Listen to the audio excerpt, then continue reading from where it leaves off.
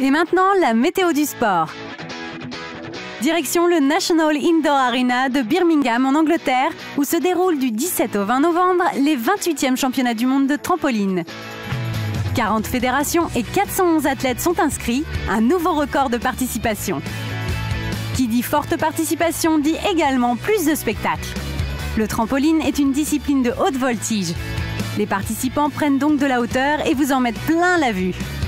Demi-vrille, salto ou plus risqué encore, le full, tout est permis sur le trampoline. Mais attention à la chute, la moindre erreur peut coûter cher.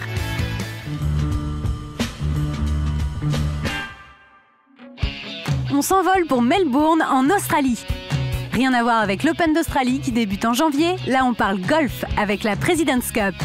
Cet événement oppose tous les 2 ans une sélection de 12 joueurs américains à une sélection mondiale des meilleurs joueurs non européens.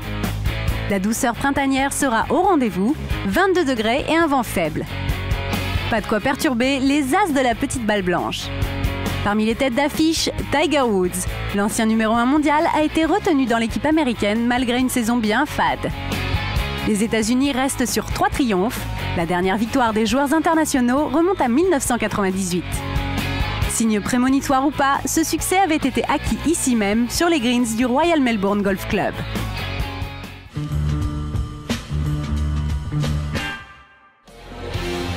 On quitte le bord de mer pour se retrouver sur le toit du monde. Du 20 au 26 novembre, 200 courageux vont prendre part à l'une des épreuves d'endurance les plus relevées du monde, Racing the Planet. Point de départ cette année, Pokhara, au Népal.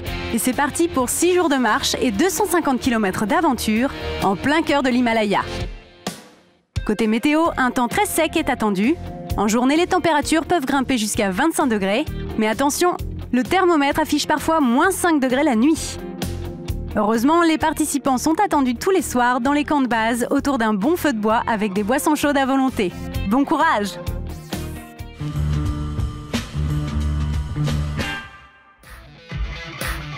Nouvelle étape en Floride aux États-Unis pour le dénouement de la saison de NASCAR. Pour la 10e année consécutive, c'est au Homestead Miami Speedway que ça se passe. Depuis 2006, l'homme à battre dans la catégorie reine s'appelle Jimmie Johnson. Mais il a connu quelques gros déboires récemment, ce qui l'a fait chuter au classement général. Ne ratez pas le rendez-vous de dimanche, ça va être chaud dans les virages.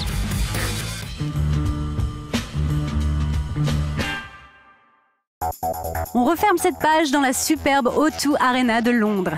Du 20 au 27 novembre s'y dispute le dernier tournoi de tennis de l'année, le rendez-vous des maîtres. On veut bien évidemment parler du Masters. Les 8 meilleurs joueurs du monde sont qualifiés pour l'explication finale. On remet les compteurs à zéro, on oublie le classement, c'est l'heure de régler ses comptes devant 17 500 privilégiés. L'an passé, le Suisse Roger Federer avait remporté son 6e Masters, au nez et à la barbe de son plus grand rival, l'Espagnol Rafael Nadal. Cette année, le mieux armé est certainement Novak Djokovic. Le Serbe a eu le temps de se reposer et arrive en pleine possession de ses moyens. Alors qui va laisser son empreinte sur cette fin de saison et repartir avec le chèque de 3,5 millions de dollars? Réponse dimanche prochain.